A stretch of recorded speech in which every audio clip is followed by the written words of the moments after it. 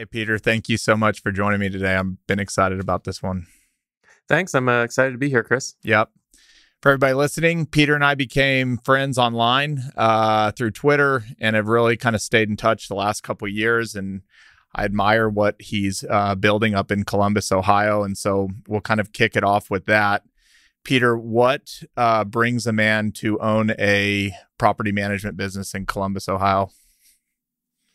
Great question. I find myself still asking that question from time to time. I guess the short story is my background is in engineering. My business partner and I both have degrees in engineering. Mine's in electrical and his is in civil. And he and I are friends from childhood. We actually came up through Boy Scouts together. We both became Eagle Scouts, stayed in touch, and then out of college, he was already here in Columbus. I moved out to Columbus and we started buying real estate together. So we bought a few single family rentals. We liked that pretty well and really felt that we wanted to own our own business and kind of carve our own path rather than working for other people. And we saw property management as an opportunity to do that. So we got licensed and opened up RL Property Management here in 2013, primarily as actually at the time, we were thinking this will both be an exit from our day job and it will free up our time to be able to focus on buying more real estate. As it turned out, the market started to get really hot here in Columbus and we weren't able to buy as much real estate as we had hoped. But the flip side of that is the property management business really took off. And so we kind of pivoted and decided to focus on the property management business. And so that's what we've been doing. Did you start it or did you buy it? We started it from scratch. So Okay. it was literally, I took the leap first. We're 50-50 owners.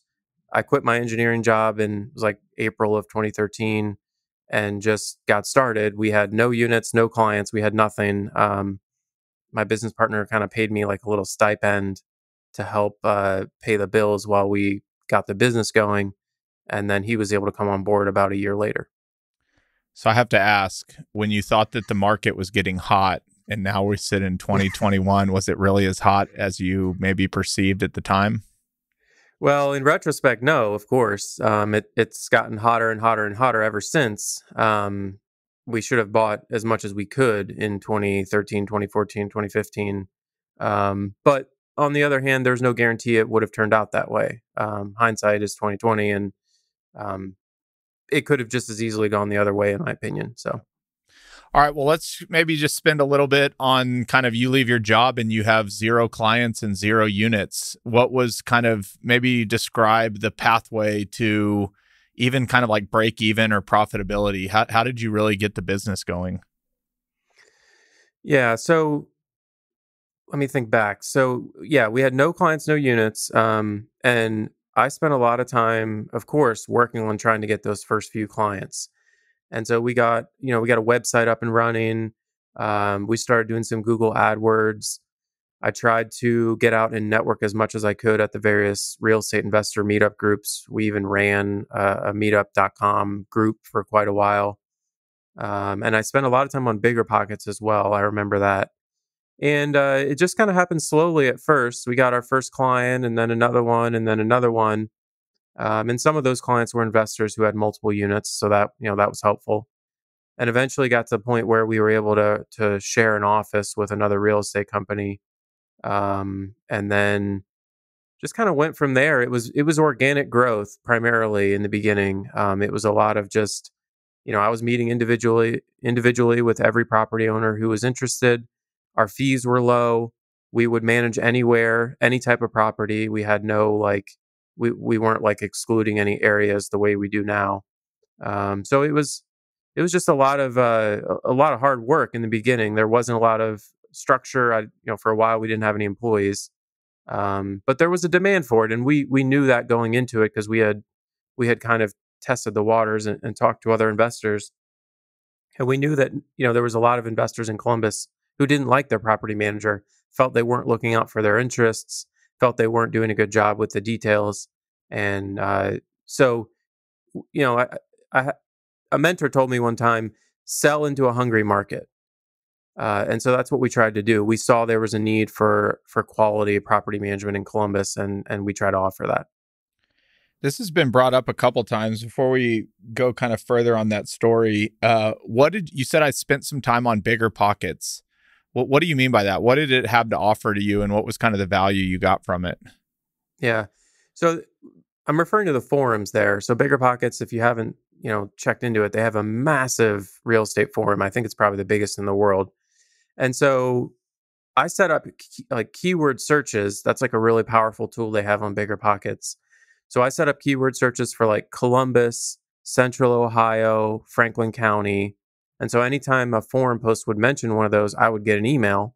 So then I would jump into that thread and I would try to add value, right? I would try to, if someone had a question about what neighborhoods are good or how to handle water billing or even a question about property management, I would, jump in and try and help them out. And then of course, I would try and mention like, and it says right in your profile, like Peter Lohman, Columbus, Ohio, property manager, and that appears next to any of your posts. So we definitely got some business from that. And we continue actually. Even though I haven't posted in years, I'll still get emails randomly. Hey, I saw your stuff in Bigger Pockets. I really like it. Are you guys still managing property? Interesting. Okay. All right. So what was your first hire? So the first hire was an administrative assistant. It was a guy named Greg. He was fantastic. He was a referral from a friend of ours who knew that he was an intern at another real estate company locally, and he was looking for a full-time position. So he came in and he kind of did a little bit of everything. He did a lot of the showings at the vacant units. He helped me with like paperwork, receiving and processing rent, lease renewals, and things like that. I remember I had a coach at the time, and he pushed me to hire that first employee much sooner than I would have otherwise. I was meeting with him regularly, and he, once I started explaining that we were getting some traction and we had some clients and I was getting busy, he's like, yeah, you really need to look at hiring, an assistant or someone to help you. And I was very skeptical at first. I was like, what do you mean? I don't know if we can afford that. But he was very insistent. And I think that was a really great move or a really great piece of advice from him. And I try and pass that along to other young entrepreneurs who are just starting out. I'm like, if you're getting traction and you're starting to get busy, you need to hire someone before you think you're ready, because that's going to free you up to focus on higher value tasks. That's going to make the business grow that much faster. I couldn't agree more. If I've been on a podcast or spoken, I say the exact same thing, that first hire is the hardest, but in retrospect, it's the highest value thing you can probably do to go from, 0 to 1, 1 to 2. Yep. Thank you for sharing that. All right. You have a unique revenue model. Well, okay. One more step back. Describe where you stand today. So you started in 2013. Now give me a picture of what your business looks like today. And then I want to dive into your revenue model. Sure. So just for listeners who aren't familiar, I'm here in Columbus, Ohio. We manage residential rental properties, single family rentals, and small multifamily. And by small multifamily, I mean we'll manage anything under 100 units. And we manage, as of today, 580 units total. And those are all scattered around Central Ohio, around the Columbus area. And we manage B-class properties. That's our bread and butter. Our average rents are $11.50. So if you're familiar with rents kind of in the Midwest, that probably paints a picture. And we manage in like the nicer parts of town. We won't take on lower income or kind of like some of the more dangerous neighborhoods. We used to when we started, as I mentioned, but we don't any longer. The team, and I should clarify, we focus exclusively on property management. We don't do brokerage. We don't do any type of sales activity. All we do is manage properties. And the team here is, I think it's about 17 or 18 people, full-time employees as of today. And we have a maintenance department too. I have a feeling we'll probably end up talking about that. But of those 18 people, 7 of them are full-time maintenance techs, W-2 employees. And we have a few kind of like managers in there as well. Okay. We will be talking about maintenance because that is such a critical part of this business. All right. Well, let's just start with the revenue model. So from my perspective, you look around a lot and often it's It's a percentage of revenue, or it's how many units you have, but you kind of have this flat fee model, and you offer kind of three flavors of it. Call it basic, medium, and super. I can't remember. I'm not on the website. Yeah. You can say it better. Can you kind of describe how you arrived at this, and what each kind of layer of the revenue mean to you? Sure. So we have three. I guess there's probably two things to talk about here. One is that the way we set up our pricing is different from most other property managers. We charge a flat fee instead of a percentage, and I'll talk about why. And then the other thing to talk about here is we have three levels of service. We call them bronze, silver, and gold. And so property owners, the folks who hire us to manage their properties, they can choose from those three different plans. And on top of all that, we have discounts for volume. So the more units we have under management with you, the cheaper it gets on the monthly management fee. So back to the flat fee versus percentage. So most property management companies, going back years and years and years, charge a percentage of collected rents. That's kind of the default. And a lot of them float around for scattered site property management, meaning single family and small multifamily rentals kind of spread out over a city. Most property managers are going to charge around 10%. Some of them going to do 8 or 9%. A little bit depends on like the average rents in that area. And we actually started out with that model, but we pretty quickly pivoted to a flat rate. So, and our pricing's right on our website. You can check it out. We charge about $100 a month per unit as a flat rate management fee. And the reason for that is this percentage-based thing is really messed up, because it turns out that the lower the rent is, the harder the property is to manage, and you're making less money. So why would you do that? And then kind of on the flip side, the higher end, nicer properties, the rents are higher. And so then the management fee is higher, which is of course great if you're the management company, but it tends to scare away clients who have those nicer, higher end units because the numbers don't work for them. So what we did is we looked at our costs. We figured out, what does it actually cost for us to manage one individual unit? And we set our fee equal to that cost plus a profit margin. And so that has kind of a natural filtering effect where anyone who has a lower end unit is going to self-select out, because for them, and we get calls like, your fee is like a 20% management fee. And I'm like, oh, sorry. That's what it costs to manage a unit. Just because it's a lower rent doesn't mean it's easier for me to manage. It's actually the opposite. So that's been our model. We're not the first ones to do that. And there's other companies doing it. It works well for us.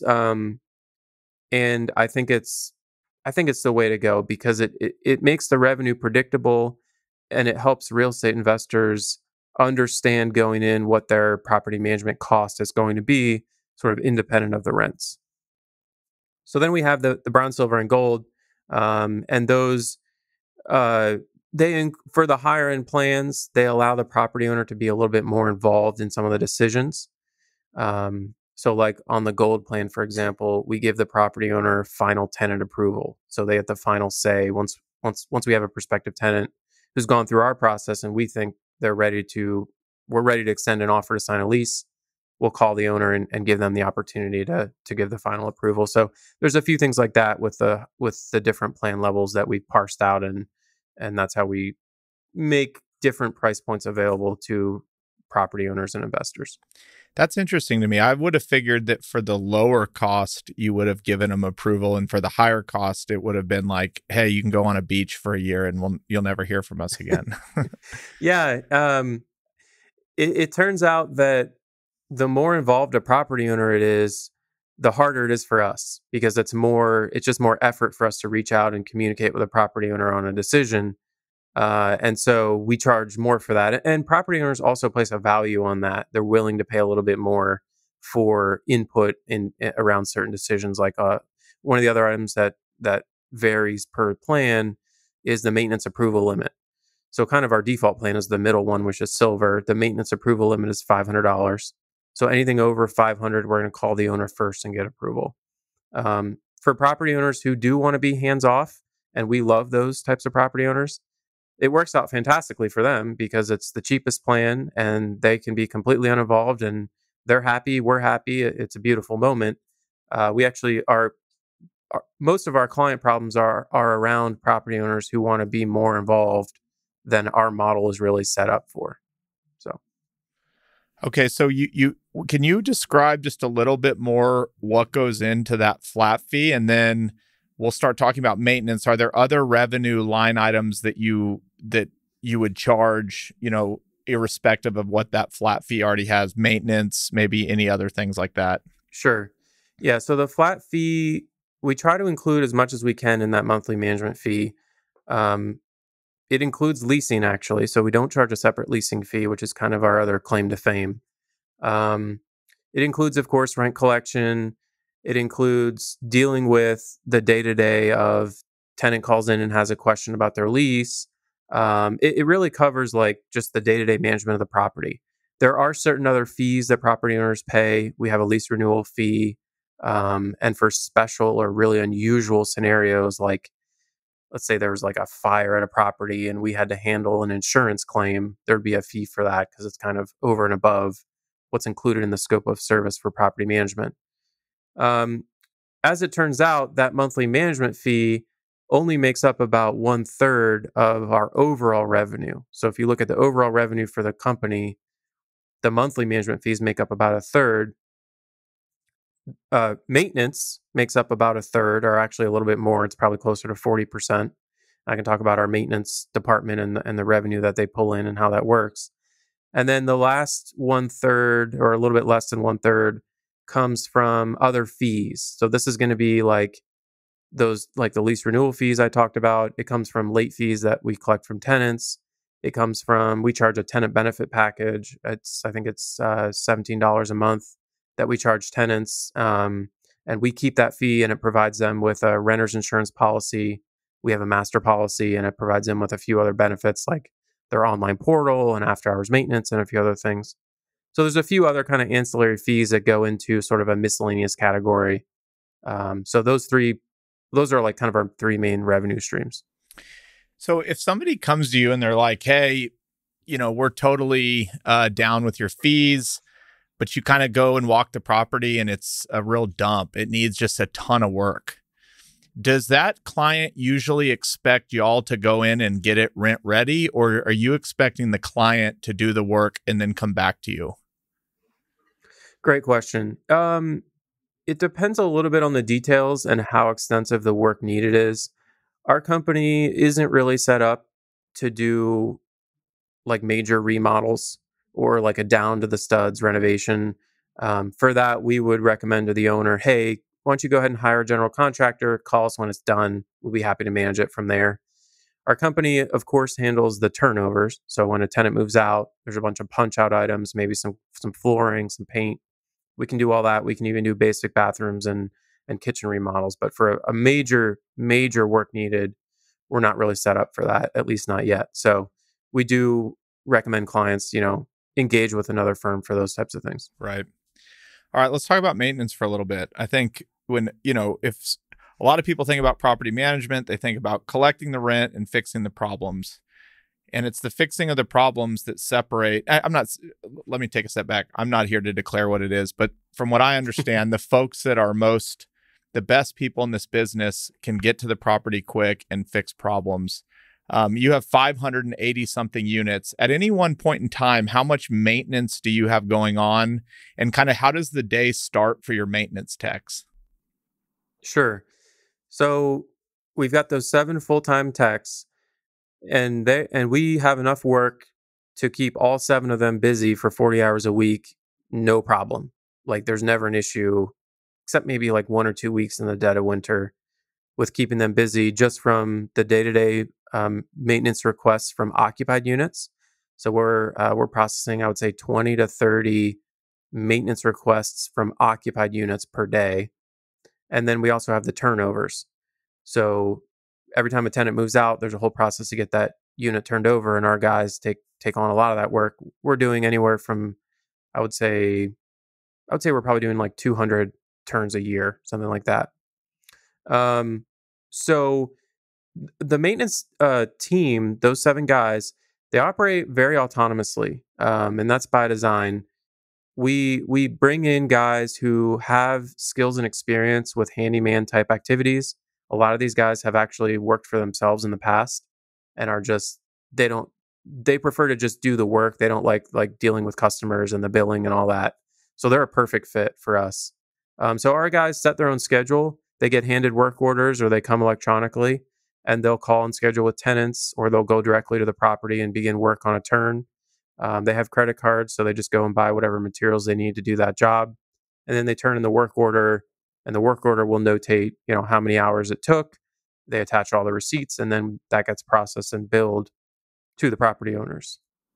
And so, and you kind of said these are general handymen. So are any of these just like plumbing specific or electric specific, or they're kind of jack of all trades, can kind of make their way around the unit and kind of do everything? Yeah, they're closer to jack of all trades. We have some guys with good electrical experience. We have some guys with some plumbing experience, but we don't have like a licensed electrician or a licensed plumber. That's something we've looked at doing. We're probably getting close, but last time I checked, we didn't quite have enough volume to like keep a plumber busy full time, for example. I think we would need some more units to be able to do that. So yeah, they can do like basic electrical, basic plumbing, but they're generally doing like handyman type activities. Yep. And just to take a step further, everybody's talking about labor, especially blue collar labor right now, tough to find. Yeah. Can you just maybe speak to what you're seeing right now, kind of in that world, and kind of how you're thinking about it going forward? Yeah, it is tight. And here in Columbus, skilled trade labor has been in short supply for years and years. We've actually felt it because we've had a lot of construction here. So we've, obviously had to figure out, how do you hire these guys, and how do you retain them, more importantly. So I have some pretty strong feelings on this. First, you need to pay them well, right? You're not going to hire and keep around good guys unless you're paying them well. So, I think sometimes clients get the idea that we have access to some sort of like incredibly cheap labor, and we really don't. I mean, we're competing in the marketplace just like any other employer for this type of work. So you need to pay them well. A big component of, I think, what has contributed to our low turnover has been, we really treat these guys as equals with everyone else at the company. So I think in a lot of property management real estate companies, the maintenance team or the maintenance techs get treated as kind of second class citizens. Like, they're kind of like hanging out in the maintenance shed, and they might be on a different compensation and benefits plan. They might all be contractors. They're sort of left out of a lot of the, like the fun office stuff that happens, like the parties, or we're all going out for drinks, or, maybe even like the all hands company meetings and things like that. Our guys are treated as 100% equal in every way with the office team members. What's funny about how these guys get treated at a lot of other companies is, I know for a fact that they're making more than the average, office employee. So for them to be treated, with less respect or something, I just never understood that. So we try to demonstrate that and set that example in the office. We provide benefits. So we have health insurance. We offer a retirement account matching. So that really helps both with, attracting good talent and then retaining it.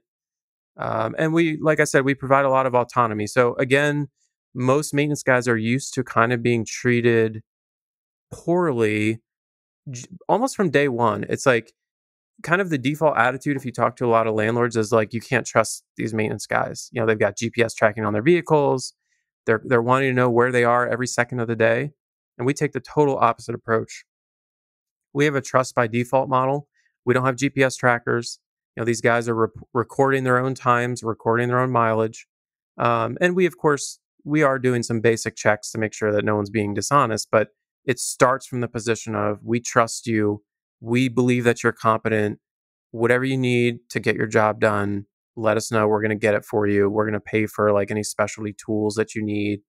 And I think all those things together goes a long way toward really attracting and retaining quality people that you would be comfortable with having come and do work in your home, right? I mean, these guys do work in my house around my kid.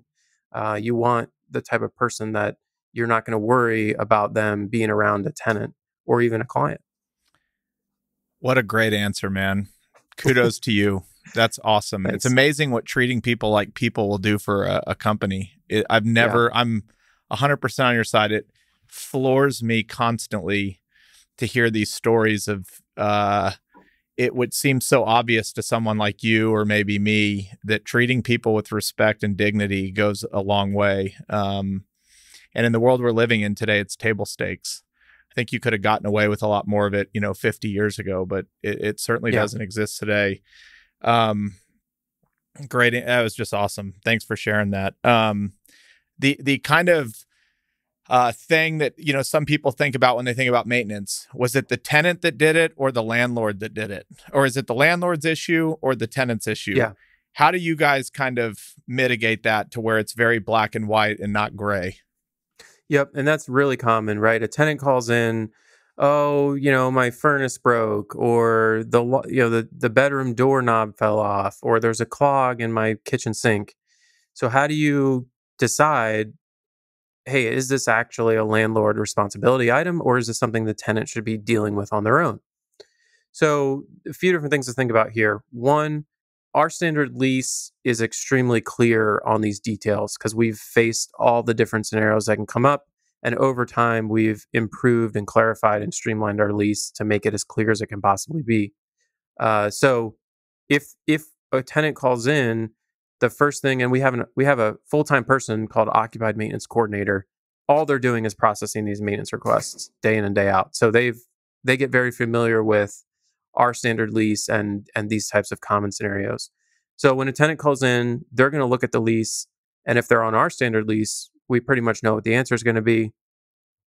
A lot of our properties are on inherited leases. So we take over management of a 10-unit property. Well, those tenants already have leases in place. So sometimes we have to do some research and look at the existing lease to figure out if it has anything to say about that specific maintenance issue. And then, of course, over time, we roll over those tenants onto our standard lease. So ideally, it's clear. And if it turns out it's a tenant responsibility item, we just kind of gently put it back on them. We say, hey, this is actually a tenant responsibility item. Here's some suggestions on how you can get that fixed. Maybe here's a link to a YouTube video on how to clear your garbage disposal or something.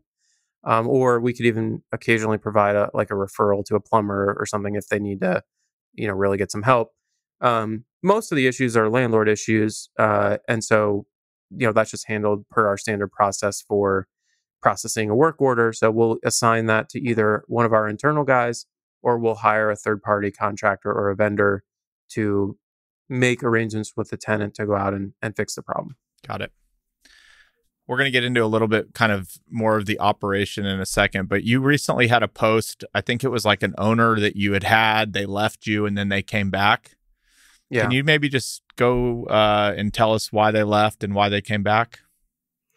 Yeah. So I'll speak broadly here for a second about the business. So the business of property management is nice because it's recurring revenue. And I post on my Twitter sometimes about it's so nice to have a recurring revenue business. There's like a snowball effect that builds up. Kind of the dark secret of recurring revenue businesses is your churn rate. So anyone who has a recurring revenue business, you better know what your churn rate is, which is how many of your customers are leaving in a given time period. And we look at this on an annual basis. So if I started the year with 100 clients, meaning people who own rental properties that we manage, how many of those leave in a given year? Well, it turns out for our business, it runs around 15 to 20%. And that mostly has to do with the hot sales market here. So if we start the year with 100 clients, 15 to 20 of those, we're no longer going to be managing for them by the end of the year. And I would say 90% of those is due to a sale. So they just decide to sell a property for one reason or another, mostly because the values are so high right now. Occasionally, we do have someone leave for other reasons. And it could be because we terminated them. We felt like they just weren't a good fit for our management style, or they were there's the old thing about 20% of your clients take up 80% of your time. You got to keep an eye on that. But then vice versa can also happen. We have clients terminate us. They say, hey, you know what? This isn't working out. I don't want you managing my property anymore. So the example you're describing here, that's what had happened. A few years ago, a client who we managed about 8 single family rentals for, they terminated us. They called and said, "Hey, and specifically in this scenario, they were unhappy with maintenance costs. They felt like they were incurring too high or too frequent maintenance expenses. And despite us kind of taking great pains to explain in detail, well, actually, here's what happened and here's what we did. And we felt this was reasonable. It was like too many of them or something. And so they terminated and they actually went to another property manager. So that's unfortunate, but does happen. And we always try to be super professional on the back end of that, right? So some property managers, because we deal with the other side of this, some property managers, when an owner terminates, they get really nasty, right? They get really nasty with the owner. They become unresponsive. They don't cooperate. They make it difficult for the owner to get like their final accounting and the keys and the leases and everything else. We always try and be super professional. Like, we don't speak badly about them. We make sure everything is really organized in a nice packet for them to come pick up to either self-manage or give to the new property manager or what have you. So anyway, that was a few years ago. And then just a few weeks ago, I got an email out of the blue from this same client saying, "Hey, we're interested in coming back and having you manage our properties again. We didn't have a great experience with this other property manager. Even though they were able to reduce some of the costs, the communication just wasn't there. And we just don't feel comfortable with like the level of professionalism. We really appreciated how responsive you guys were. Would you be interested in taking back management?" So I posted on Twitter because that like made my whole week. It just feels so good because as an entrepreneur, when you lose a client like that, no matter how sort of in the right you feel, like there's still a part of you that's like, are we doing something wrong? Like, this person took all this time to leave to take, because switching property management companies is a real pain. So this person who we had been managing for a few years, took all this trouble to research other property managers and switch property managers away from us. It kind of messes with your head a little bit. It's like, man, are we missing something? Are we doing something drastically wrong that this person would up and leave like that? So when you have someone who then decides to come back, it really it vindicates like, okay, no, we were doing it right. We're on the right track. We have the right solution for real estate investors. We just need to keep on the path and not, worry about the 1 in 100 clients who's just going to be unhappy no matter what. I love it. Did you play hard to get it all, or did you just let him right back in? So actually, the update to this story is, we had a great call, and after the call, it turned out they sent me an email. It turns out they're going to sell their whole portfolio like in February or like early next year. And I was just told them, I was like, hey, to be honest with you, we don't have much interest in like going through all the work to take on these 8 units again if you're just going to sell them anyway. So we didn't end up taking back management, but I think the lesson still stands. It just turned out that way. For sure. Yeah, the more mature your business gets, the more you lose. Again, it's 1 in 100, and not getting psyched out. It kind of reminds me of the Herb Keller Southwest story of the lady that kept writing in and finally sent one last letter that, I hate Southwest or whatever it was. And he just said, "We'll miss you." We'll miss you. Yep. That's a great story. It's great. All right. I want to start getting back to just a little bit of the mechanics of the business, because I've been really impressed about how you've thought about it and automated. And you've taken a really great approach to this business. So, to start, can you just talk about what you're doing right now with automation and kind of some technology? And I think you had kind of said like you're starting to document everything kind of religiously. So let's just kind of go down that rabbit hole and start with what are you doing to kind of make this business more efficient, and what's working? And is there a software behind it, or is it a people thing?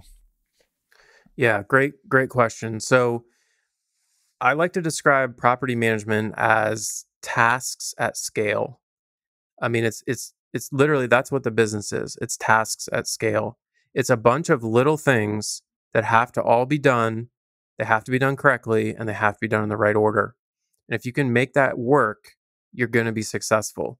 If you can't keep track of all those little details and all those little tasks, you're going to be overwhelmed very quickly. So I spend a lot of time as the owner of the business thinking about how can we make sure that all these details and all these tasks are being done as efficiently as we can possibly do it?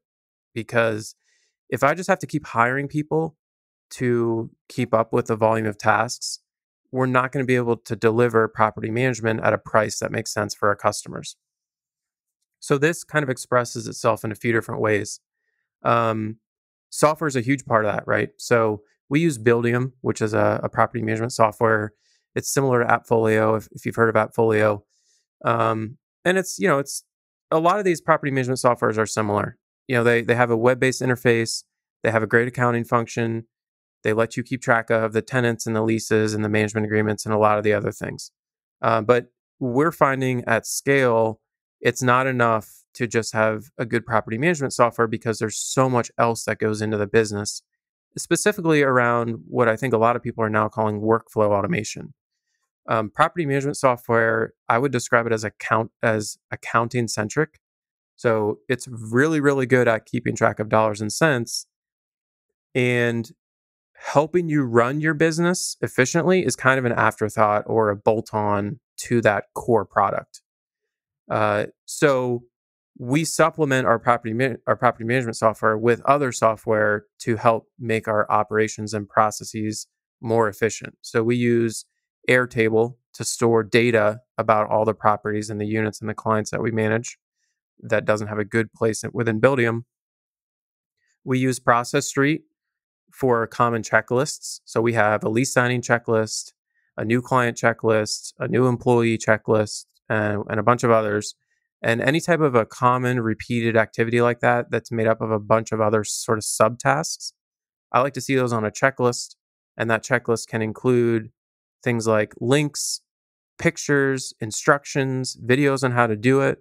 And the beauty of that is you can take someone who's never done that before, assign them to a new client checklist, and they can literally just follow the instructions that are right next to each item that they have to do and check it off as they go. So that's been really powerful. And you can start to link some of these things together, and we have with some of these no-code or low-code tools like Zapier. So we use Zapier to connect certain functions within Airtable to Process Street, for example. Or we use a CRM called Lead Simple to help keep track of our prospective clients. And another thing we use Zapier for is once we mark a client as one within Lead Simple, it will automatically create a checklist within Process Street for that new client. It'll start a new client checklist. So little things like that, some of them small, some of them big, start to add up, and they allow you to get more done with less man hours. And they also reduce mistakes. So I'm always looking for more ways to do that. And I think I've been posting a lot and been getting a lot of interest more recently on, we use Notion as like a company wiki. So for years and years, we had all of our sort of company information and processes and procedures, reference documents, forms, checklists, all that was just in Dropbox. So we had like a shared Dropbox across our whole company. But what I was finding is there got to be so many files and folders and subfolders that literally no one knew what was in there, like not even me. I would like forget about a document I had created years ago, and I would recreate it. So by bringing all that into Notion, it makes it visible, it makes it really easy to update, and it allows you to share that information with team members in a way that's much more it just makes sense. Like it's easy to see everything on the page. It's organized by like, here's the company policies, here's the work instructions, here's like what you need to know when you're talking to tenants. And it's really saving the team a lot of time from either reinventing the wheel or having to dig through like 50 nested subfolders in Dropbox to find like our sublease form or, some random document like that. What's the difference between Airtable and Notion? In some ways they're similar because they both have really powerful database functions. I describe Airtable as like, it's got the ease of use of Excel, but it's actually a database on the back end, which unlocks a lot of really like powerful tools. Notion is more, it's like I mean, we use it as a company wiki, but it has a really powerful database function built into it as well if you wanted to use that. And we use it. We use that a little bit. Got it. And then as far as what goes into the company wiki, is that you and your partner that are kind of doing that, or do you encourage your team to keep adding to it? And then kind of how do you keep the company wiki from being this bloated thing that, makes it distracting? Yeah. So my partner actually is no longer active in this business, and we can talk about that. He and I purchased a small engineering company this year, and he's off running that company. So Notion was an initiative we started this year. I took it on, and I started populating it from day one. And I quickly involved the team, and I would encourage anyone to do this as well. Get your team involved, get them excited. You want to get some buy-in from them because you want them to use it, but you need them to be updating it too. Because I can't maintain like every document in the company. It just doesn't make sense. So you get your team involved, and you try to instill a culture of updating it in real time. So for example, we have like a credit card policy. So certain employees have credit cards and they can use those to purchase things they need for work. And there's like a procedure they have to follow of like how to file the receipt and everything like that. So we have a document in Notion called credit card procedure. So what you really want is people to be referencing that frequently, and then you want them to be updating it. So if there's a change to how we're handling our credit card receipts, you want whoever makes that change or whoever notices it to go in and just update it. Like, don't ask me, don't wait until the end of the week, just do it now, right? And then that's really going to instill that culture of we document everything, we keep our processes and procedures up to date, and this really becomes a living, breathing reference for everyone at the company to make their jobs easier. It's not this like antiquated, archaic 3-inch dusty binder that we pull out once a year when there's a new employee. That's like the exact opposite of what you want it to be used for. Does Notion allow you to like, let's just say I was a new employee and I went into your wiki to try and follow some process and maybe it like wasn't working or something. Am I allowed to like post feedback or say like, this is a 1-star process. It needs to be how does that work? Yeah, of course, there's different permission levels. So you can, if you have a brand new employee, you might want to give them like read-only access for the first few weeks. And there is the ability to leave comments. So you can like select an area, leave a comment, and you can tag people so that it would be brought to someone's attention. Yeah. Got it. Okay. Somebody asked on Twitter, is it worth having 5 units or is it worth having 100? Like, is it worth having 1 unit or should you have 5 or 100? I'm reading the kind of question. I think for an owner, what's worse, 100 or what? I'm trying. How do I ask this? I think you know what I'm asking. Is it 1 unit or is it 100 or is it 5? Yeah. So it sounds like maybe the question is like, is it better to own 5 single-family rentals or 1 5-unit building? From our perspective, we would rather manage the 5-unit building, and we would probably recommend to the property owner that would work out better for them also. There's some efficiencies of scale that come with multifamily. You've got 1 roof, you got 1 sewer connection, you got 1 water connection, you got 1 trash can you got to deal with. You got, 1 power bill, so there's some efficiencies at scale. Plus when our maintenance guy goes there, he can maybe knock out a few different low priority items at the same time. So we like multifamily. A lot of my peers in the property management world actually will not take on management of small multifamily properties for whatever reason. I'm not even really sure why, but we've always really liked it. And we actually select for property owners that own multifamily. We seek them out. We're happy to manage single family rentals, and we do a ton of those, but we also really like multifamily. And I asked that kind of leading back to what we were talking about before. If I'm going now through kind of how we do things, is it different? Like, is it really radically different from your perspective on how you manage a client with, call it 1 or 2 units versus a client that has 100? Or is it just like you said, it's just tasks at scale? It's the same thing. We're just doing it a lot more for one client than we are for the other. It's really, really similar. There's very few differences on our end. as to how we manage a multifamily versus a single family. Now, once you get up toward like 50, 60, 80 unit multifamily, there are some other things that come into play because there's probably going to be like a parking area that has to be maintained.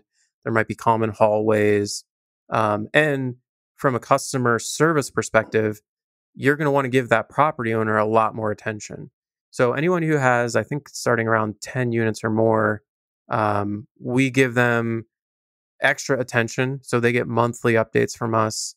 In addition, of course, everyone gets their monthly statement, but we give them like a monthly sort of handwritten email, like, here's what you want to know about what's going on with your portfolio. You have these move outs coming up. You have these vacancies, and this is the status. We just leased this unit. Here's the rent. Like, someone actually takes some time and thinks through what would someone want to know about their investment property or properties besides just getting the financial statement. And we have a few other things that we do for those larger multifamily clients as well. But the day-to-day tasks, extremely, extremely similar. They're all just units with people living in them. They have a lease. They have a front door. They have a plumbing system. They have an HVAC system. They have a renewal that has to be watched after. There's accounting involved. It's all, pretty much the same stuff. Yep.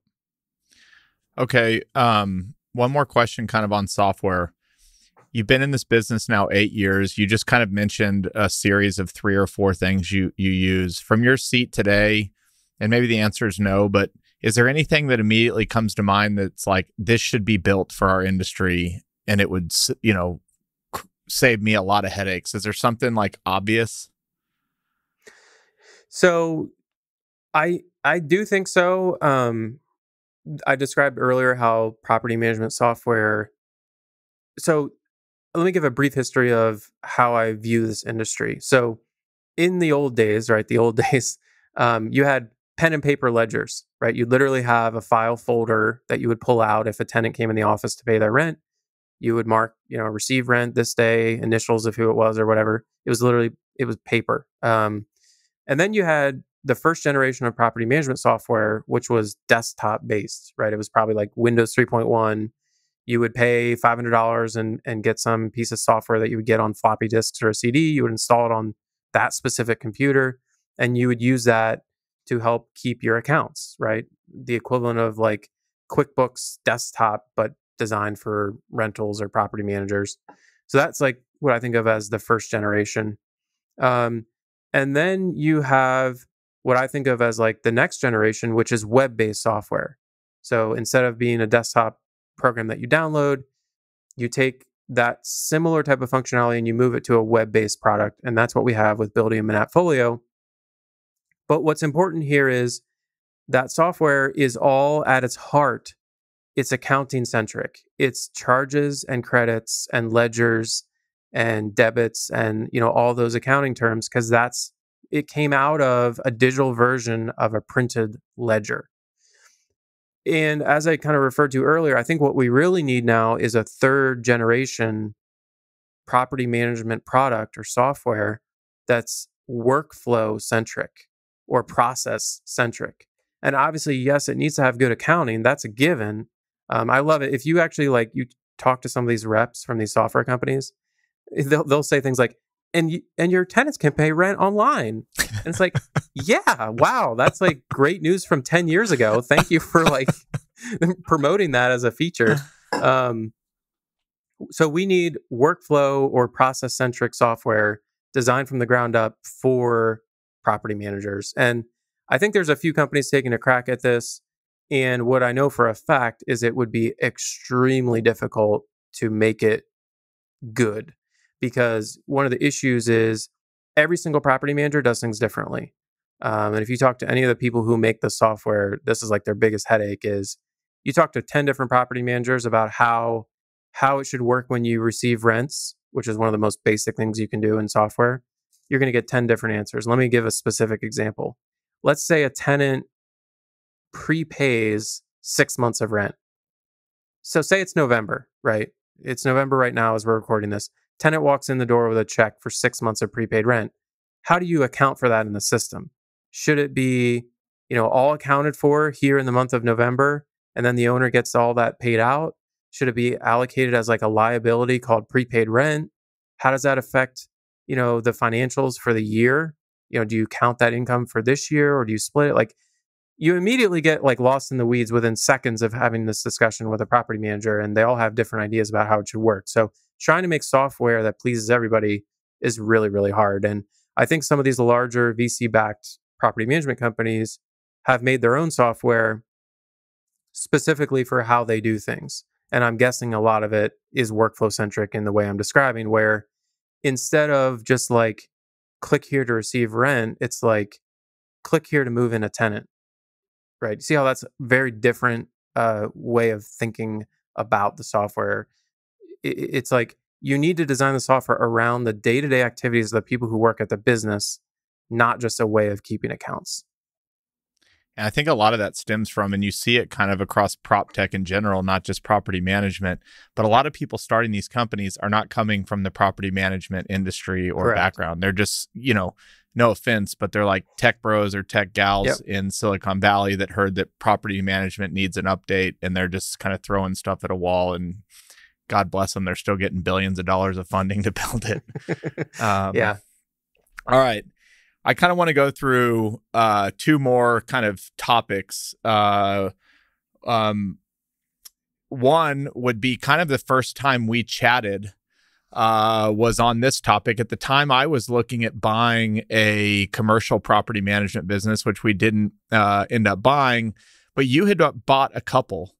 And so let's just talk about those. Can you kind of talk about what you bought, why you bought it, how you valued it, kind of the whole deal? And then, and you've been really vocal, and you post weekly about businesses that you see listed. I just find it fascinating. So let's just talk about it for a bit.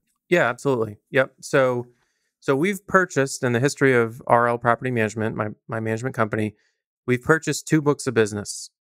The first book of business was actually not that long after we started the company. It was probably a year or two after we had started the firm.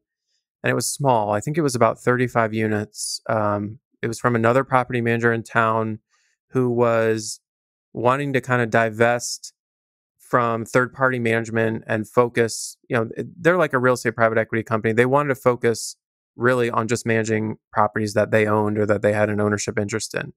So it was a perfect match. It was like, great, we love third-party management. We'll buy these contracts off you. So we negotiated and came up with a purchase price where we would buy the management agreements.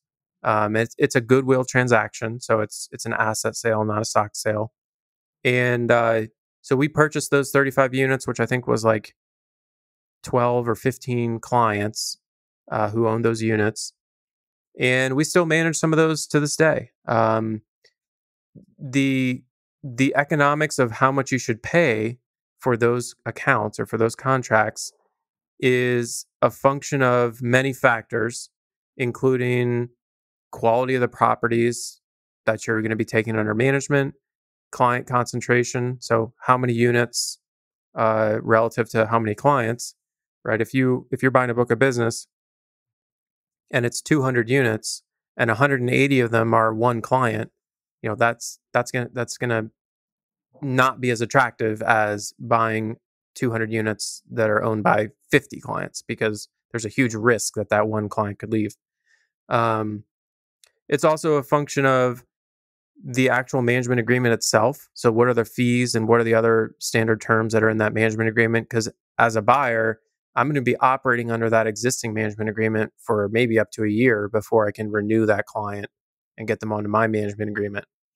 And the what you're willing to pay is also affected, of course, by the terms. So just like any transaction, terms is going to help dictate the price. So, is the seller financing any of it? Is it due all up front, or can you pay it over time? And then one big function as it relates to property management contracts, at least, is a clawback provision. So in both of the purchases that we've done, we've included a clawback provision, which simply states, hey, if any of these accounts leave within the first X months, we're not going to pay for it. So if I pay, let's say I come to some sort of terms and I'm paying X dollars per unit to purchase these contracts. Well, if 5 of those units leave 3 days after we purchase them, like I'm not going to pay for that because I haven't made any money on it.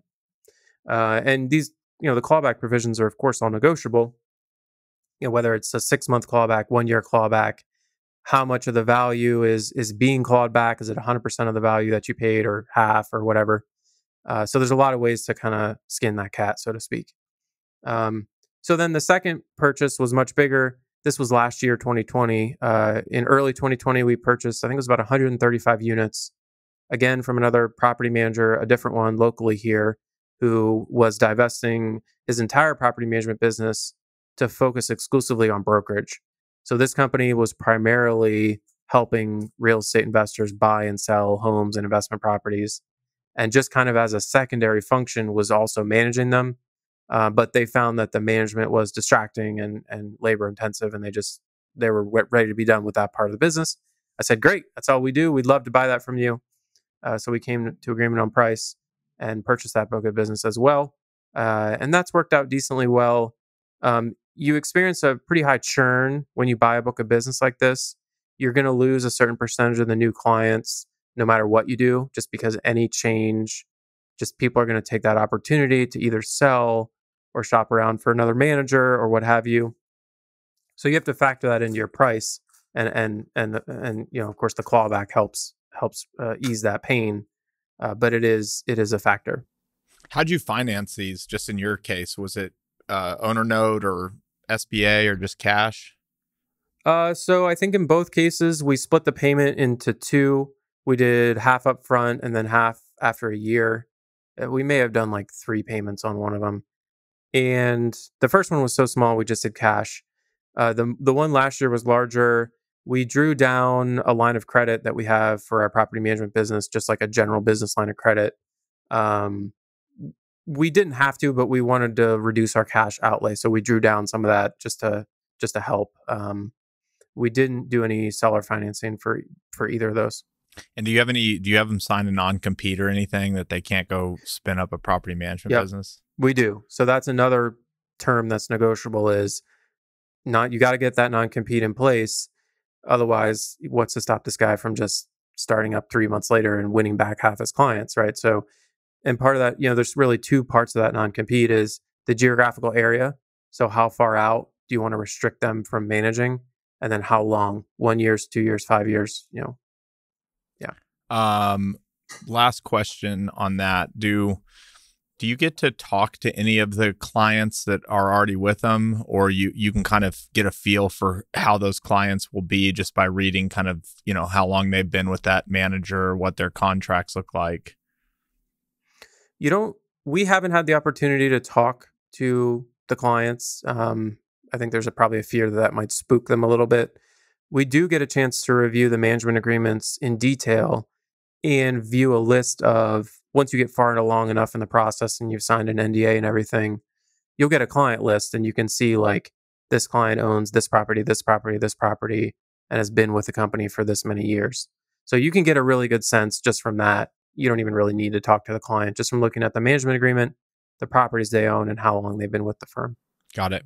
And just if you can share, or if you can't, but on both of those transactions, what did it look like a year in? What was the churn? I'm trying to think. I mean, it's definitely higher than our sort of organic churn. So I mentioned that our churn is like 15 to 20%. I think the churn on these acquired portfolios was more like 30% to maybe 40% in that first year. And then it kind of reverts back to your organic churn rate. That first year is really when, in the beginning, you've got some bunch of people who decide to leave. And then as you try to renew them onto your contract, so as these clients, as their management agreement with the old manager expired, we renew them onto our property management agreement with our fees and our terms. And you have another like smaller wave of people who decide to take that, now's the time to sell or look around. So. Got it. All right.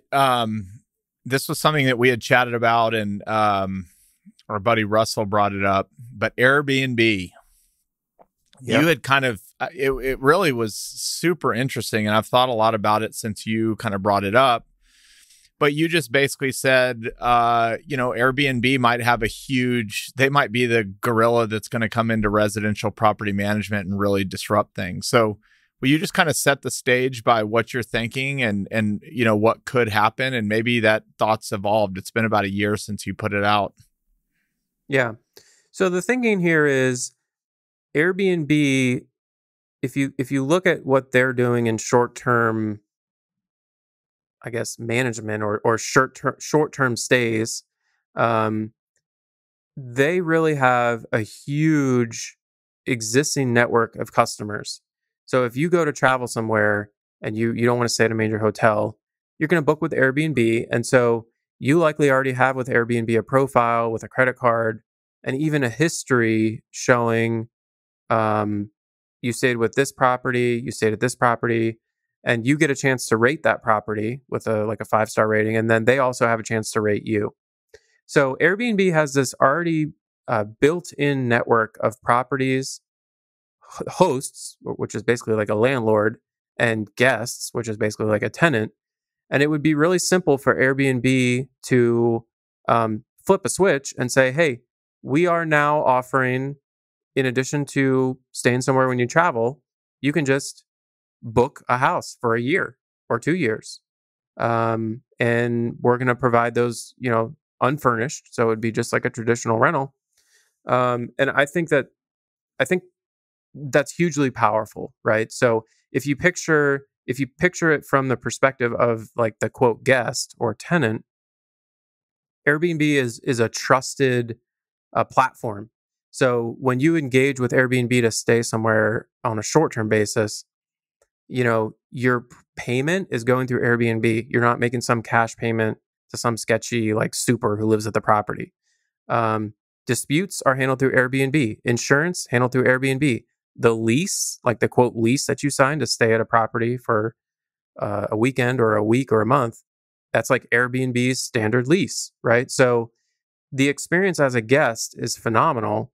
And I think if Airbnb were to encourage hosts to start offering apartments and homes for long-term rentals, it's just going to be a game changer, because if I have the opportunity as a guest to book my next rental or my next apartment through Airbnb, I'm absolutely going to do that, rather than submitting myself to background checks by some random landlord or maybe 3 or 4 different ones.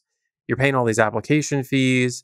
You're being asked to sign these onerous leases that have who knows what terms in them. Even everything from the security deposit. Like if you stay somewhere with Airbnb, they're handling the security deposit. You're going to get it back, or there's going to be like a standardized dispute process for handling that. So I just think that they've aggregated enough of the consumer mindshare and the consumer demand that they could step into the property management space and really kind of dominate. And that would leave property managers and housing providers as more of just like facilitators. Like if you've ever run an Airbnb as a host, you're not dealing with payments and leases and security deposits, and you're just like fulfilling. It's like a fulfillment type activity. You're making sure the unit's getting cleaned out or cleaned between guests. You're sort of dealing with any little maintenance items that might come up.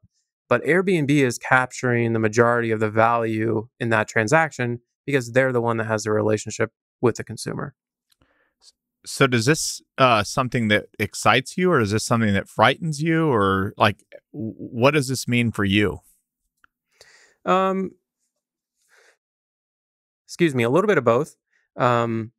It does excite me because I think tenants honestly deserve a better experience. I think they deserve a more Airbnb-like experience when they're renting a home or an apartment. Like, we both have kids. When they get to be the age where they get to go out and rent their first apartment, I would feel a lot better about them going through an Airbnb platform than renting from some random dude named Levi downtown. Like, I just would. And so that's exciting, but it's also scary, right? Because this is my business. And if they come in and they have that relationship with the demand side, which is the guests, and that sort of relegates our side, which is the supply side, if that relegates us to more of just like a fulfillment low margin type activity, that's not going to be great. But what I've always said about this is, if Airbnb decides to go this route, I'm going to be first in line. I'm going to sign up as like the Airbnb preferred partner or whatever like program they have to work with housing providers. I'm going to be first in line, first through the gate to like at least participate in some way. And kind of my little side hedge is I also own Airbnb stock. So if they completely come in and destroy, at least I'll, theoretically capture some of the upside. But if they were to come into a market like yours, they might say, look, we would, you're an attractive buy. We could buy, our first 600 units and convert them. And so I think it's just a really interesting take. I think yours, I don't know if it's good that you're right or bad that you're right. We'll find out. But I've said it often also about commercial real estate. There's no continuity kind of global brand of commercial property managers. The largest in the industry are simply large because it's CBRE, JLL, Cushman. They're just global companies. But it's kind of shocking to me that there's not an Airbnb or a Four Seasons like brand for commercial real estate either. I'm sure that's coming, but I just thought it was a great take. All right, I'm going to go for a couple from our friends on Twitter, and then we'll let you get back to your day. What lessons did you take away from Scott Crabtree, and how did you apply them to RL? And what was the conversation like when your partner stepped away to manage y'all's new engineering firm? Yeah. So Scott Crabtree is he owns an accounting firm, and he's written a couple books. They're fantastic. I highly recommend them for any business owner. He has there's a book called Simple Numbers, and then I think he has an update to it called Simple Numbers 2.0. And the book talks about how to measure your return on labor, essentially. So as a business owner, you can look at, or as an investor, you can look at things on like return on equity. And it's pretty easy to calculate, like, if I buy this, say you own a factory and you have the opportunity to purchase a new piece of equipment, it's pretty easy to calculate. If I buy this piece of equipment, I can increase my widget production by X per hour, and you can calculate a return on investment for that widget maker. And Greg provides a framework for how to do that same analysis for labor, for your employees. And the way he looks at this is using something called your labor efficiency ratio, LER for short. The way you calculate this is you just take your gross revenue for your whole business and you divide it by your wages and salaries. So anything on your P&L that has wages and salaries on it, sum that all up and divide it into your overall revenue. And what you want to see is 2.0 or higher. So for every dollar you spend on labor, you're hopefully generating at least $2 in revenue. And it's different for different businesses. And he talks about, the different types of businesses and how to look at this in more detail. But for property management, it turns out to be extremely useful. Mostly because our largest expense by far, it's not even close, is labor. It's wages and salaries. We don't have any big equipment. We don't have a need for huge office space. We don't have trucks. We're not doing truck stuff. We're not messing around with, we don't even really have to own any real estate. It just so happens we own our office building here, but we don't have to. We didn't for a long time. So you need to understand, as a property management company owner, how are we doing in terms of, is the dollars we're spending on labor being used efficiently? And another way to put this is, can I afford to hire somebody? For my revenue level that I'm at right now, should I be looking to hire somebody, or should I be looking to drive efficiencies with my existing labor force? So Scott provides a really awesome explanation and framework for how to analyze this in detail. I'm probably not doing it justice by my little summary here, but I wanted to give you a piece of that.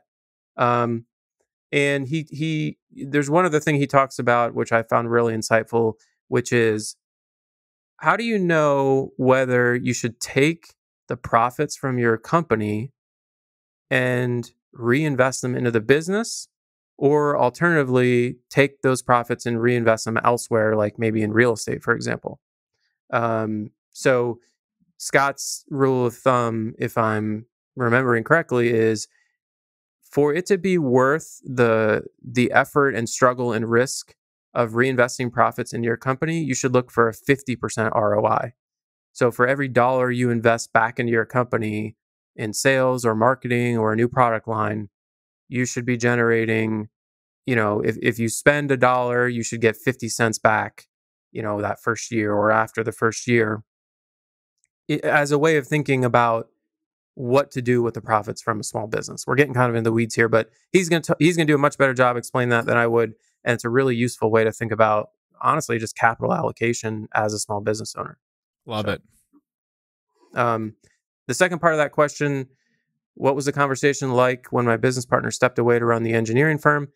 Honestly, it was great because we've been looking to buy a small engineering company for years. Our background was in engineering. We always knew that if we saw an opportunity to purchase a small engineering company, we should probably do that. And so we purchased a company called Criterium Liskay here in Columbus, and they provide engineering services to building owners. So property inspections, home inspections, commercial building inspections. They also do association reserve studies. Anything having to do with you need an opinion from an engineer on a structure, that's what they do. And so we bought that business. It was an existing business. We purchased it this year. He went off to run that company as CEO. We're 50-50 owners of that business and this business. I love it, man. That's awesome. Yeah, it's been fun. Was it two engineers have to fight over who was going to be the CEO of the engineering business, or was it pretty obvious? No, it was pretty obvious. He was ready to get out of the property management business. My partner, I always refer to him as the engineer's engineer. He's very analytical, extremely smart, fairly introverted. Like he would probably never just randomly get on a podcast like we are here. So he's a perfect match to run an engineering company, and he was kind of getting tired of the day-to-day at the management company here. So it was easy. Okay. All right. One personal one, and then we'll bring it home. I think it's fascinating that you also have, I would call it another business, but you restore historic windows. Yeah. We share real estate in common, but we do not share renovating historic windows in common. I would have never even imagined that could be a thing. How the hell does somebody get into that? And tell me just a little bit about it. I think it's really cool.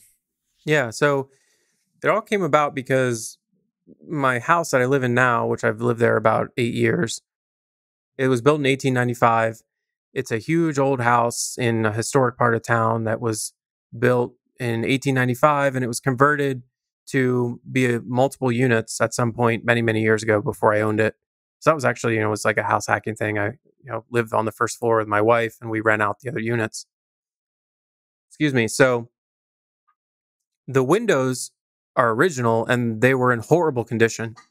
So I looked into replacing them, and it turns out that since we're in a historic district, it's not as easy as just going down to Lowe's and purchasing some new vinyl windows. The district requires that you either restore or replace with like kind, meaning custom sized wood windows, which are highly expensive. So I got interested in, hey, what would it actually look like to restore these windows? Kind of coincidentally, my wife took a part-time job at a local company that did wood window restoration. She was just looking for something to do, and so she learned a little bit about how to do this. And I got curious and kind of grilled her on like, okay, now what tool do you use to get the paint off again? And so I kind of got the basics, and then I found a couple of books and some YouTube videos that showed the process, and I thought it looked really interesting. So long story short, I figured out how to do it with some help from my wife and these resources. I figured out how to restore the windows on my house, and I did a few of them. And after I did a few of them, I decided that it was a hell of a lot of work, and I didn't really want to do it myself all that much longer. So I decided it would probably be easier to spin up a whole new division at my company to do this work than to finish the windows myself. So that's what I did. And it wasn't just on a whim. I had done a little bit of research and realized that there was actually several of these historic districts around our area. And there was a big demand for wood window restoration because if you talk to these other companies that provide the service, they were all booked up for months. And that's just a classic, like, high demand, low supply. So I figured, hey, our maintenance guys, they're slow in the winter and between jobs. Sometimes they get slow anyway. So maybe we can just supplement that with this kind of high margin specialty work. And so that's what we've done. We do a small amount of this work right now, but it's something that we're looking to possibly grow in the future. Cool. You're an entrepreneur. All right. What's the best way for people to get in touch with you and learn more about what you're up to? Yeah. So best way is probably on Twitter. So you can follow me at PS Lohman. I'm sure there'll be a link. My website, peterlohman.com, has links to my other stuff. I've got an email list. I had a podcast called Owner Occupied. I did one season of. I'm starting to do a little bit of planning for season 2. Yeah, I'd love to connect. I love helping people who are in real estate or property management or small business. I talk about that stuff and think about it all day long. So thanks, Peter. This was awesome, man. I really appreciate it. Thanks, Chris. Yeah, this was great.